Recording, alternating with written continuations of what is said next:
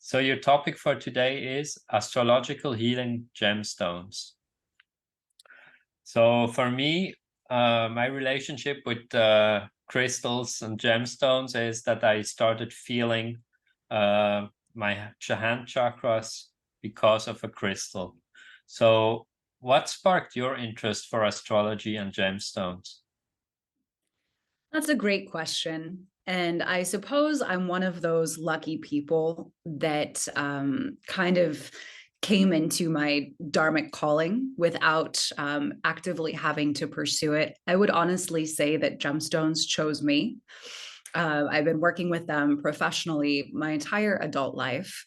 And when the opportunity came to work for Astrological Gem, I loved gems. I loved crystals. That was already my background in retail, working for gem shops and jewelry shops right out of high school. And when I got this job, to be honest with you, I was skeptical about the astrological use of gemstones. I thought to myself, how could it be possible that a crystal or a gem could have a life-changing impact on somebody? How is there any correlation between precious gemstones and the planets in our solar system?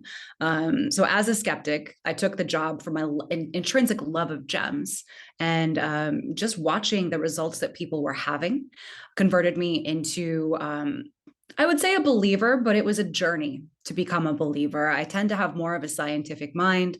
I like looking at data. I like research.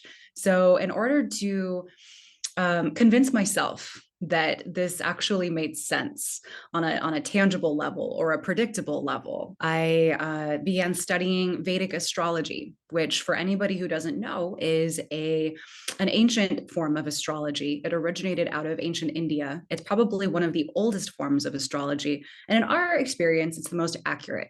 So I began studying this form of astrology to better predict the results that people would have wearing gemstones to activate certain planets in their astrological chart. And the more that I learned, the more it began to make sense, the more we could begin to predict the results that people would have when wearing these gemstones. And fast forward 17 years later, and I am the head of Astrological Gem, pretty much. I'm the co-owner. I started as our photographer just for the love of the beauty of it. And at this point, being able to represent the potential that the gems have for people it's really quite an honor. And I've thought about doing other things throughout my life. Occasionally in my 20s, maybe there's something else I should do, but the gems keep bringing me back. They don't want me to leave. So I do my best basically to be an ambassador of astrological gemstones. So in summary, to answer your question, the gemstones chose me. Wonderful. Mm. So I don't know much about astrological gemstones. This is new to me. So what are astrological gemstones and how can they help people? What Mhm. are your insights and your experience here? Sure. That's a great question. So, not all gemstones are astrological gemstones. There's very specific gems that correlate to the planets in our solar system. So, I can give you some examples. Maybe we'll start there. I grabbed a couple gems. I'm not sure if you'll be able to see them in a Zoom call, but I tried to pick some bigger ones. So, hopefully, they'll come through. Let's just start with ruby as an example of how astrological gemstones work. Ruby is the gemstone for the sun in astrology. So the sun, astrologically speaking, and quite literally, is the source of life force on this planet. And when we activate the sun from an astrological perspective, we are amplifying our life force and our vitality. And even from a more spiritual or esoteric perspective, the sun represents our connection to source energy, to the divine, divine awakening, third eye awakening. These are all benefits that can come from activating the sun with a corresponding ruby or astrological sun gemstone. But the interesting thing is that not everybody should wear every type of gem. So maybe a ruby sounds awesome. You're like, I would love that empowerment and that awakening. But we have to check your astrological chart to make sure that the sun, from the astrological perspective, is a beneficial and supportive influence for you. In many cases, it is. In other cases, sun, when out of balance, just like if you went outside and you got 8 hours of sun exposure without any sunscreen on and you're not used to it, sun out of balance is an incinerator. And if you're not supposed to be wearing a ruby, if the sun in your chart is already super strong, perhaps you already have this out of balance sense of confidence, maybe an overinflated ego, maybe a tendency to interrupt and shut down other beliefs that you don't resonate with. Sometimes you meet people and they're really kind of like that. That's often a case of an out of balance sun. It's too strong. So if they were to wear a ruby, it may actually create a bit of a complex and you don't want to activate that. But for somebody, for example, that is really spiritually on point, but hasn't found their power, their ability to express themselves, their ability to be an authority in what they believe, somebody maybe who is incredibly skilled in their work, but is lacking recognition from their peers or respect from authority figures. Often you can check their astrological chart, look at that weak or debilitated sun and say, yep, I see that for you. You could absolutely use more of this sun energy coming into your physiology. And so you can do that by wearing a ruby.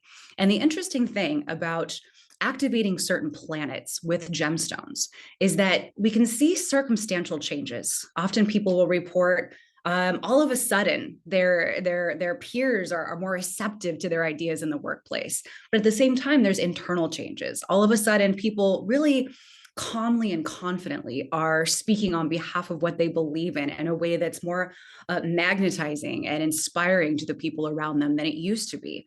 So sometimes we can say that astrological gemstones will impact your outer world. I believe most of the time it starts on your inner world, and just making those changes in your frequency and your alignment has a profound resonant impact on the immediate environment around you. Fascinating. Thank you very much. Mm. So I'm wearing a black opal. Mm-hmm. So how does a black opal help me? Is that another astrological gemstone? Oh, that's a beautiful piece. So it's actually not. There's only certain gemstones that correspond to the color frequencies and the energetic frequencies of the planets. So opal in some schools of thought would be a Venus stone, but when you have that black spectrum of color, you're often really kind of activating Saturn. Saturn is dark blues and dark blacks and deep purples. So one could hypothesize that it's a Saturn Venus hybrid, but in order to really transmit these very specific, predictable, tangible planetary frequencies, it's important that we work within very specific color frequencies within the gemstones. Let's just grab another example since I've got them here with me. Let's see if you can see this. This is a beautiful 4-carat emeralds. This is the gemstone for Mercury. This is a very specific frequency and spectrum of color that targets and activates Mercury influence. There are some other gems like peridot. Maybe some people are familiar with peridot. It's kind of easy to find in rock shops and jewelry stores. That's going to have a little bit of Mercury frequency as well, but it's more of kind of a yellowish green. It's not a total dialed in direct Mercury frequency. You'll get a little bit of those Mercury benefits. Strengthening Mercury a lot of the time has to do with the mind, mental clarity, optimal communication ability, business transactions. You know, they say Mercury is the messenger god in mythology. Mercury really is the planet of commerce and communication and messenger, so to speak. It really is the messenger planet. So those types of qualities, clarity of communication and mind, can be activated with an emeralds, but it needs to be within these very specific kind of a minty blue-green color spectrum. That is an ideal spectrum of color for a Mercury gemstone. So the idea is that get as close to these frequencies as possible to make sure that the results that you get are as powerful and tangible as possible. So maybe you would wear a pearl or a diamond or a blue sapphire. These would be very specific astrological gemstones. But chances are most of the jewelry that you have in your jewelry box or that your family gave you or that you picked up at a metaphysical conference probably isn't going to have a great deal of astrological impact for better or for worse. But there are so many wonderful crystals and semi-precious gems that planet Earth creates that have their own properties.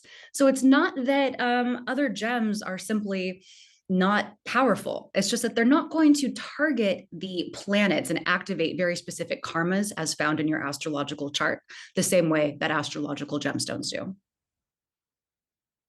So the emerald usually also activates the heart chakra, and the ruby usually the root chakra.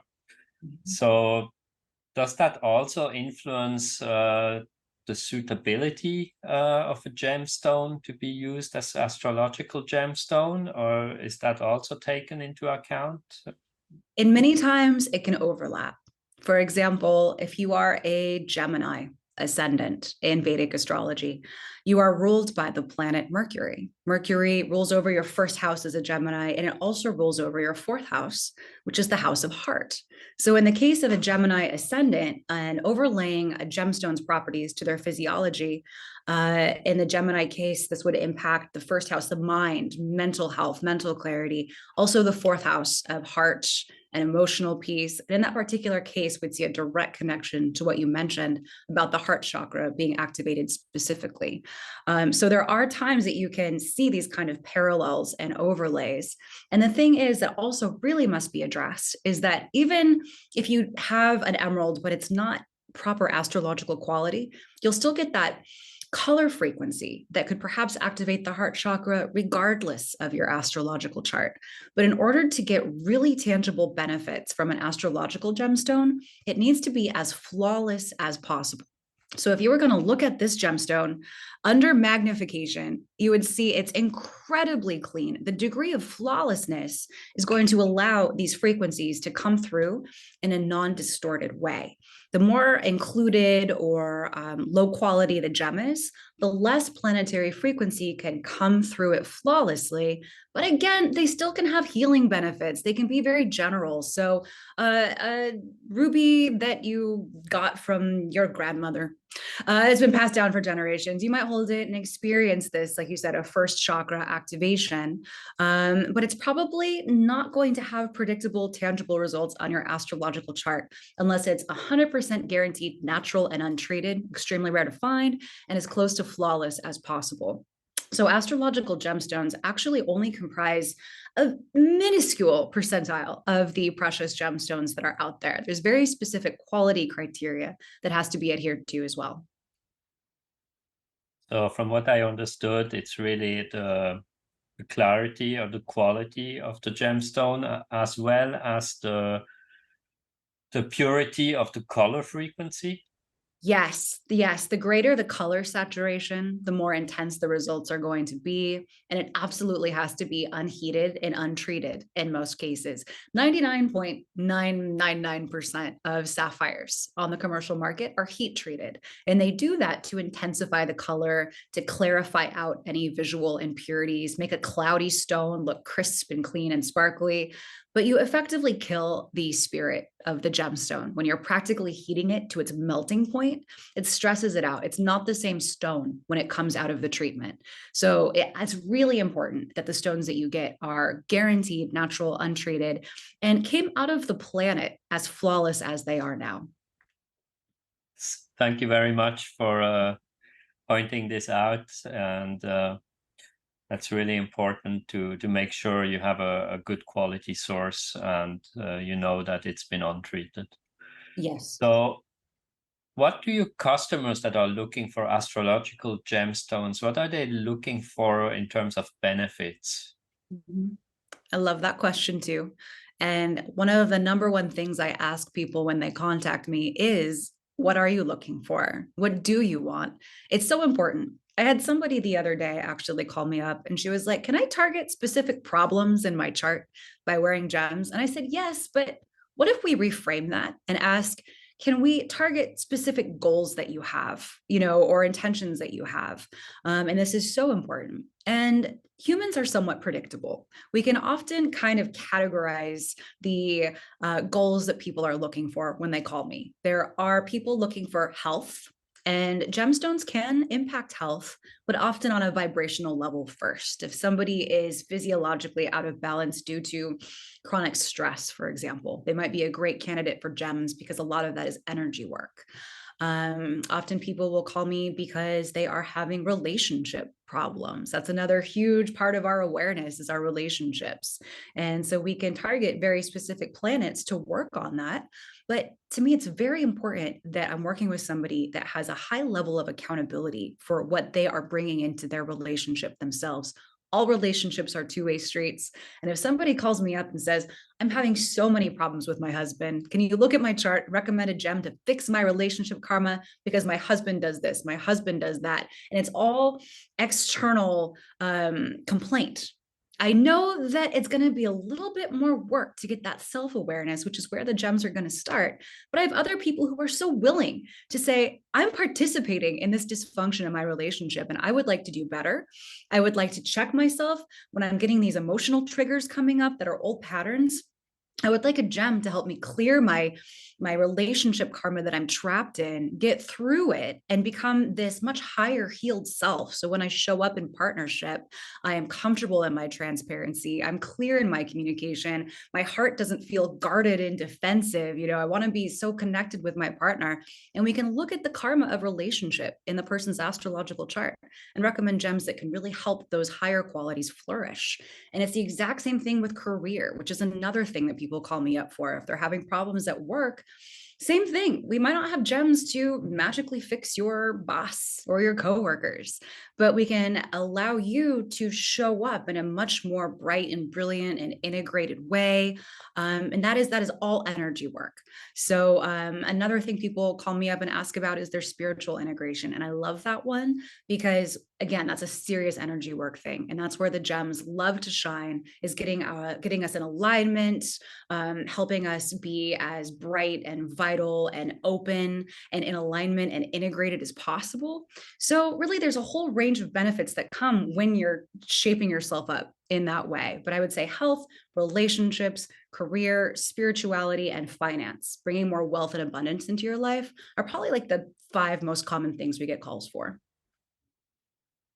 So you mentioned relationships, and do many people who get married or engaged use astrological gemstones? And what is your recommendation here? I wish more did. I really do. It's kind of funny how diamonds should not be worn by everybody. And the good news is very few diamonds are going to be so powerful that they're going to really impact Venus, which is the associated planet for diamond in Vedic astrology. But there are some people that had great fiancés that put these big 3 carat flawless diamonds on their fingers. Had one lady, she was Scorpio ascendant, should not be wearing diamonds. As soon as she got that engagement ring, it was like her whole marriage just fell apart. She described it as like all of these completely unnecessary, superficial conflicts kept coming up, and the relationship was just exhausted in things that never came up before, never mattered before, but it wound up being such a distracting and chaotic influence that the entire marriage didn't even survive, like 6 months after she got the stone. And I checked her chart and I just said, oh my gosh, you know, so sorry that you had that karma there, but there is actually a chance that the diamond that you were wearing contributed to that shift. And oftentimes you can tell that it's the gemstone. I like to play a game called what are the odds? So if everything was fine, and then around the time you put on this gem, what are the odds that your healthy, constructive relationship would start having these almost predictable side effects that would correspond to a gem you shouldn't be wearing? So we got her straightened out. I hope her next partnership is a lot better. And I would encourage people, if you're looking for engagement rings or anything of the sort, wedding rings, even just you and your partner getting matching talismans, you know, make sure that they're gems that are going to activate the harmonious aspects of your life and the supportive and beneficial planets in your chart to ensure that your partnership and every element of your life is going to be as harmonious as possible for yourself and together as a couple. Thank you very much for pointing that out. Mhm. So you mentioned that you were lucky and you basically were born with this gift to feel gemstones and to feel their life force and vibration. So what did you learn throughout the years about, feeling that life force, and how was it for you? Do you prefer like rough stones more, or do you prefer more faceted stones? How is that relationship for you with the gemstones? It's a great question. And I honestly felt kind of crazy when I first started doing a majority of the gemstone consultations in this company and helping match people to the right gems. I often felt the need to almost apologize. And I would say, this is kind of crazy, but this gem is really calling to me right now on your behalf. I really think this particular stone really wants to go home with you. This might sound a little strange, but this gem we've been looking at, it's just not feeling like the right match to me, you know? And so as the years went on, I kind of stopped apologizing for these messages that was getting and realized that the gems are really recruiting me to find their people. Gems, especially the precious astrological gems, they've taken often hundreds of millions of years to form within the earth. Now they have this opportunity to awaken in an energetic, conscious relationship with humankind. I think it's a blessing for humans, and I think the gems really enjoy it too. As strange as it is, I do believe that gemstones possess a unique form of consciousness. They seem to have preferences. They really light up around certain people. They really kind of lose their glow when they don't want to go to somebody. We've seen it time and time again. It's truly fascinating. And I would say with the precious, faceted, flawless astrological gems, those to me hold the most character and the most personality. But even just crystals, my house is full of crystals. We go on gem buying trips to the Tucson Gem Show every year, and I always leave the precious gemstones shows, which are super exclusive, and I go downtown to the big crystal exposés, and I love it there. And what I find is that those particular gems certainly possess some form of consciousness as well, but it's not quite as specific. It's more like I notice the effects that they have on my physiology. I might pick up a beautiful piece of pyrite and I immediately feel just grounded and integrated with earth forces. Or I might pick up a quartz, and I love quartz because it has this blank canvas feeling. Anything you want to tell quartz to focus on or program into it, it's really responsive to. So one time I got all of these quartz, and I was actually in Sedona when I found these, Sedona, Arizona. It's a wonderful place with all these vortexes. And I went to one of the vortex points with all of my quartz, and I said, all right, quartz, what intentions do you want? What do you want to be programmed into you? And I was just amazed, like the qualities that these quartz came up with. One of them was like, I'm a stone of harmony. Like, I want to be your anytime you're feeling out of harmony, let me be your harmony stone. It wasn't planetary specific. It was just this particular frequency. And I love that certain values do seem to have certain corresponding frequencies. There is a frequency of harmony. I had another stone, quartz, that was like, I want to be your stone of clarity. And I was like, there's totally a resonant frequency to clarity. Like, thank you for that. And something I noticed on that trip, I had my cell phone on me, and these quartz crystals were like, we really don't like your cell phone. It was a strange, sometimes you just got to listen to this stuff. I'm like, that's weird. Like, how could they even care? I mean, they were just making it so clear. They didn't like whatever bombarding radioactive frequency was coming out of my phone. The way that they were kind of describing it was kind of a sickly, icky feeling. Anyway, so I'm on this vortex mountain with these quartz, working on meditating with them. And I had a thought. The sun was setting. It was beautiful. I pulled out my phone to take a picture. They killed my phone. I had perfect battery and everything, just completely powered down my phone. I could not turn it on. I couldn't get it to work. And it was so obvious. They were like, we just told you to put that thing away, like zap. And as soon as I got off that mountain, my phone turned back on, but they completely powered it down. And there's things like that. Again, that game I play, what are the odds? My phone never just spontaneously dies when it's full of battery, especially after some crystals tell me to put that thing away and be in the moment. Anyway, so to answer your question, there is a sweetness and a divinity about the precious astrological gems, but the crystals, the rough pieces, definitely have their own personality as well. But I would almost dare to say that they have a representation of earth consciousness. Quartz has a representation of earth consciousness. All of those types of crystals do.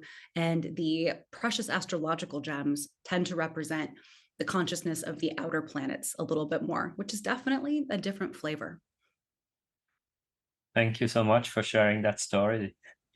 Yeah. So, what is your experience when you facet a gemstone? Are there various faceting methods that amplify the strength or the focus of a gemstone? Mhm.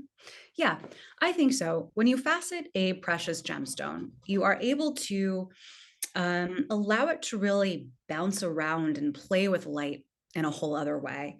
Let me get a big gem here for you. We'll use this as an example. So most precious gemstones, this is a aquamarine. I have a theory as a side note that aquamarine is the Aquarius gem for the upcoming age of Aquarius. I have been finding myself, this is really helping to amplify my own feelings of being one with the benevolent collective of humanity. There's just so many interesting qualities that to me aquamarine is beginning to represent that it actually didn't used to even 10 years ago. And it's really just kind of making itself known to me right now as an age of Aquarius stone, interestingly enough. But that's a side note. So I'm using this one because it's the biggest one that I have on my table. And what we're going to look at, if you can see it, is this is a radiant cut. So this is kind of a rectangular faceted gem. You can do rounds, you can do ovals. They do have slightly different personalities, the different shapes of the gems. But the important thing is that the gems, when they're cut, they come to a point. Can you see how this big gem comes to a point? So this is kind of like a laser beam. The light comes into the top, it funnels down in a very concentrated way, comes through the point. And when you're wearing the stone, this beam of light and color comes through. And for Vedic astrology, you want the gem to lightly touch your skin. Doesn't have to poke your skin, but you don't want it all the way up here because that color frequency, there would be a big gap. But if I'm going to wear it, these are more of my astrological gems, but let me just pop that off so we can use this as an example. So if I had my gem set like this, so the point is right flush with my finger, if you can see that, that's how I'm going to get the planetary frequency and the energy frequency coming from the top of the stone, spiraling down and in. So you really do want to have facets for astrological gemstones specifically because that play of light and color frequency is so important. You can choose the shape, whatever shape you resonate with the most is fine. There's no right or wrong, but it is good to make sure that you don't have a poor cut. If you have a poor cut, you get this window of transparency in the middle, color distribution is compromised.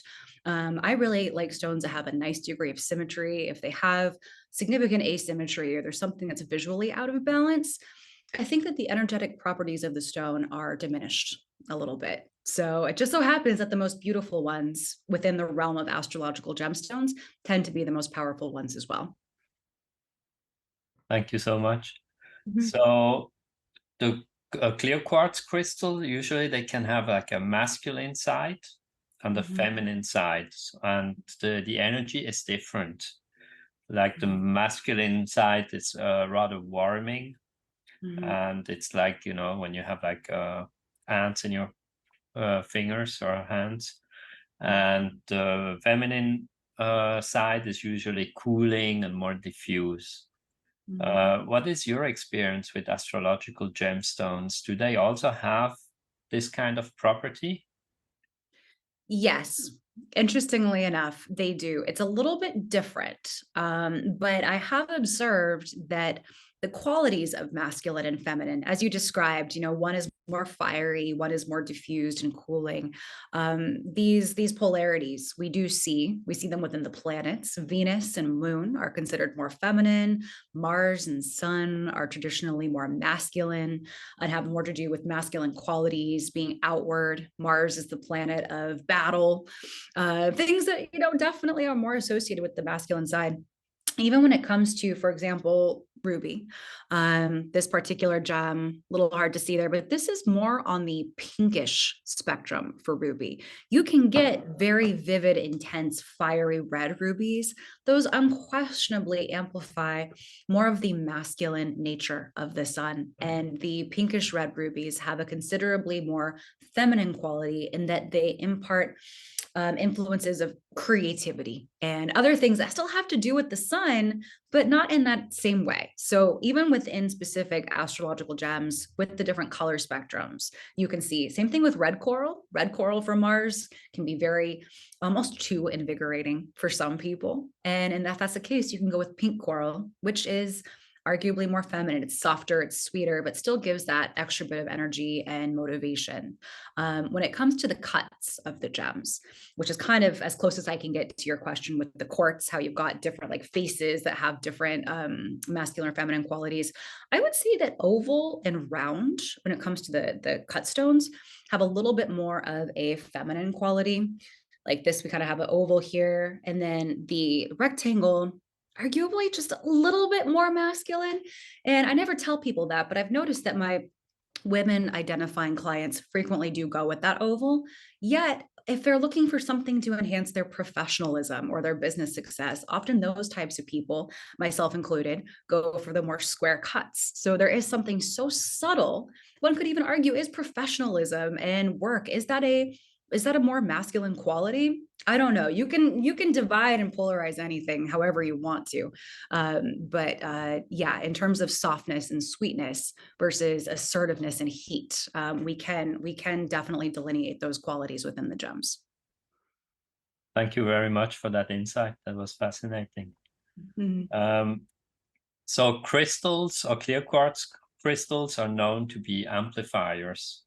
So I was wondering if you also do that in astrological gemstones to combine like clear quartz crystal with astrological gemstones to have a stronger effect of the stone. Mhm. You certainly could if you wanted to. Astrological gemstones are worn in jewelry, and honestly, even just the precious metals, setting them in gold, we find acts like an amplifier or an energetic conductor. So there is something I think the ancients knew about jewelry and adornments and surrounding them in gold that really does dial them up. I suppose you could theoretically put gems on quartz if you want to. We have a selenite plate in our office that has the Sri Yantra, which is sacred geometry, etched into it. And before we ship out gems, we will place them on this selenite plate. Selenite's known to be able to clear out any kind of low lingering frequencies, maybe that were left over from handlers or gem dealers on the stones. So we soak them in salt water. Salt is a great resetter. And then we put them on the selenite for further clearing, kind of amplification with that sacred geometry etched in there. So there are other metaphysical tools you can use. I would say quartz could perhaps be an example. Intuitively, I would hypothesize that if you wanted to use quartz with a specific intention and you placed a astrological gemstone on that quartz, that the quartz actually would absorb some of the qualities of that gemstone rather than the other way around. I think quartz likes to be influenced quite a bit. We also have had people use those Himalayan salt lamps as resetters. They'll lay maybe their astrological pendant on the lamp just to purify it and reset it and recharge it. So yeah, you can absolutely, there's kind of no law with this type of stuff. Whatever you're inspired to do, I do think that the crystal worlds and the astrological gemstone world can interact and mutually benefit each other. Thank you very much. Mhm. So do astrological gemstones have to be worn by itself, or can you combine them? Can you wear like different stones together? What is your recommendation here? Absolutely, you can. But the interesting thing is that not all gems are vibrationally compatible. Astrology often refers to it as friendly planets and enemy planets. So the cooler planets, Saturn and Venus, are very friendly in astrology. If you see those combinations in your chart, they usually go really well together. The gemstones themselves go really well together. So if I had this blue sapphire and this white sapphire, that blue and that white, I could wear these together and I would get the grounding qualities of the blue sapphire and like the creative potential of strengthening Venus. They would go great together. But if I did something like I took this blue sapphire and this yellow sapphire for Jupiter, Saturn and Jupiter are very different. They're considered enemy planets in traditional terminology. I prefer the term like vibrationally discordant. They're just not harmonious together. Jupiter wants expansion and bigness and growth and abundance, and Saturn wants constriction and discipline, everything to be small and tight. You take those two forces, they oppose each other. So you put these two together in a pendant, it's probably actually going to create disharmony within that piece, especially when you set them in the precious metal that's the bow on top energetically and start firing them up. It's just it runs the risk of being a mess. So set your gems together, no problem. I've got my Sun and my Jupiter gems on my pendant right here, but make sure that they're not only friendly to each other, but that you know exactly why you're combining them for your chart specifically. Thank you very much for clarifying that for us. So you also mentioned the cleansing and charging of the astrological gemstone. So I assume, like any crystal or healing stone, you also need to cleanse and charge astrological gemstones. Do you do that the same way with the other stones, or how do you do that? Yeah, a lot of the principles of clearing your crystals apply to gems as well. Salt water is a great one. Sage is a great one. I don't think that the astrological gems need to be cleared too often. They exist on such a resonant frequency that the murkiness of the human experience doesn't really affect them too much. However, in the beginning, for new wearers, when you are correcting lifelong karma by activating certain planets in your chart, that can draw a lot out. And what we find is that in the moment, even this ancient gem with this new job has drawn so much out of the physiology that the stone kind of identifies with what it just pulled out. You can kind of feel, I don't want to use the word exhaustion, but a heaviness. And when that heaviness is there, soaking it overnight in salt water almost always purifies it. It's really easy to reset your gem if it's gotten heavy. It's just pulled a lot out. It doesn't want to feel heavy. So anything you can do, even if you just kind of, I have found even taking a gem and blowing on it with the intention of whatever's around you, just be gone, move on. They appreciate that. They don't take much. I think some of the crystals I have observed hold a lot more. It might be a little bit harder to clear. It might require more clearing more regularly. But astrological gemstones, maybe once a year after like a really heavy period of life or something. I like to give mine I take them all off, I soak them. And I do that the night before like a full moon. And then I will put them out on a windowsill, let the moonlight kind of get in there inside the salt water where the stones are soaking. And then the next morning, scrub them, rinse them down. They look beautiful. They love being clean and sparkly again, and definitely feels like a good reset. Now, there are certain gems like pearl and coral. Pearl and coral are porous, which not literally like a dish sponge porous, but pearl, for example, is made out of calcium carbonate. It's the same material as our teeth and our fingernails. So if it's exposed to something for too long, it can potentially absorb into it. So you want to be careful with these. You don't really want to soak a pearl for an extended period of time in salt water. Even if you have a lot of essential oils that you always wear and you have your pearl here, you want to be careful that it doesn't absorb into it. But to answer your question about resetting, I would say if any of the gems really pick up on our stuff, pearl and coral are not only physically absorbent, but they're energetically absorbent. So these stones are so wonderful. They resonate so well in the physiology. Pearl can be so cooling and calming and balancing. But after maybe 5 or 10 years, a pearl can absorb so much that oftentimes it's better just to get a fresh one than trying to reset it. But you can feel it. That's the good news. And something I always encourage people to do is practice that art of self-referral. Are you sensing that your gem is heavy and you can't reset it? Like, you're probably right. Like, listen to that truth, listen to your physiological relationship to your gems, especially if they're porous gems, if it's gotten heavy over the years. And you can do a little soak. 10-minute saltwater soak on the pearl isn't going to harm it. But if you do that and it still feels heavy, it may have run its course. We have had people donate their pearls to their favorite house plant, or put it on an altar as an honoring to the moon, but maybe something that doesn't feel comfortable to wear anymore.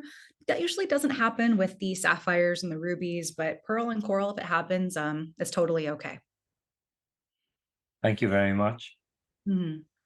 So do you have any favorite gemstones or crystals or any other stones? And could you explain your choice? I have quartz all over my house. I just love it. It keeps things so clear for me. But at the same time, pyrite is one of my other favorites. I've been dabbling with pyrite and quartz combined in clusters. Those are my new kind of favorite that I'm collecting. It's a very as above, so below for me. Apophyllite is one of my favorite crystals. It just so connects to the heavenly realm. Celestite is another one. It's this heavenly blue to me. So my house is covered in those. And but as I'm spending so much time in the ethereal, the pyrite really feels to me like it grounds me in the whole house. Shungite is another one I've really gotten into crystal wise, just really keeps my feet on the ground as I'm playing around in the heavens all day. So those are my favorite crystals. From an astrological gemstone perspective, I have to say the rubies and all of the sun gemstones are definitely my favorite. I feel them the most. There's just that element of capturing the vitality and the frequency of the sun in a gemstone. There's just kind of nothing that really compares to that. It's incredible. It's incredibly tangible. Almost all of our customers feel it. I love when we have somebody visit us and they're holding stones for the first time and they say, "Oh my gosh, I can actually feel this," So it almost doesn't take a gem whisperer to be able to feel powerful astrological gemstones. I would almost argue that it's hard not to feel them if you're open to the benefits that they possess. So before we close, would you like to share a word of wisdom? Um, the one thing I have been telling everybody lately, and we just touched in on this a little bit, is I just want to encourage everybody to tune into the wisdom within yourself. I think so many people right now are seeking spiritual answers. And I think a lot of the time, what they're really seeking is validation. I think people often know when it comes to spiritual matters, the truth. It's within themselves, it's within their physiology. But sometimes asking a spiritual teacher is our way of getting validation for what we already know. So if there was one thing I could encourage people to do, play around with just being your own guru for a day and just see how that goes. How much do you really already know? And what would happen if you honored the truth that you feel within your physiology as the truth that is right for you and lived by that and acted by it? So to thine own self be true. The art of self-referral, I think, is so important right now. Play around with seeking those answers within. That would be my only little bit of advice. It's just come up so much for me lately. People keep asking me what to do, and I can feel that they already know. Listen to that if it comes up for you. Thank you, Tiffany, for your word of wisdom. Thank you. So I would also like to mention your free gift. And your free gift is 15% off the prices of the site-wide inventory when you enter the discount code unseenrealms15. And that's on Tiffany's website, astrologicalgemstones.com. Yes, yes. We'd like to offer that to anybody who is watching. And we also offer gemstone consultations. So if you're not quite sure what gem to wear for your astrological chart, there is a link on our website, astrologicalgemstones.com. There's an intake form. You can give me your birth details. I'll let you know all about the essence of your Vedic astrology chart. It's not a full astrology reading, but it's like a hybrid reading and gemstone recommendation. So you'll know what sign you are in Vedic astrology, which gems you should wear, and which gems you should avoid. And there's an opportunity on there to ask any astrological questions you have and to share with me your intentions for wearing gems. So I would weave those things into the consultation as well. And the cost of that is credited back to you with the purchase of a gemstone. So it's you can't go wrong with that. And then yes, the coupon code as well, Unseen Realms 15 for 15% off of the gems on our website. Wonderful. Thank you so much. So thank you, Tiffany, for all that you've shared and for the wonderful journey into the astrological gemstone realm that you've taken us, for your wonderful light and for your energy. And thank you for all that you do. Thank you. It's been a Thank you. pleasure.